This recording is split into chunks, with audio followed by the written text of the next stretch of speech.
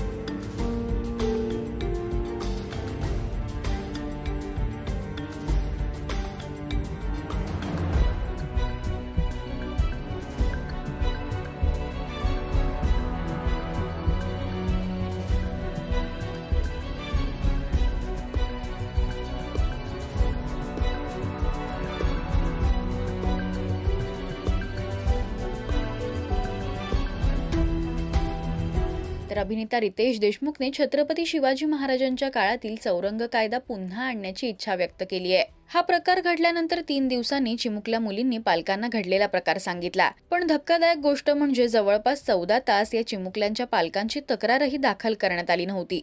त्यामुळे बदलापूरमध्ये संतापाचा उद्रेक पाहायला मिळतोय। गेल्या काही दिवसांपासून असे अनेक प्रकार आपल्या राज्यात घडतायत। यावर आता आरोपीला कठोर शिक्षा व्हावी अशी सगळ्यांची इच्छा आहे। मराठी सिने विश्वातील बातम्या, अपडेट्स आणि गॉसिपसाठी तुम्ही सबस्क्राइब करा राजश्री मराठी।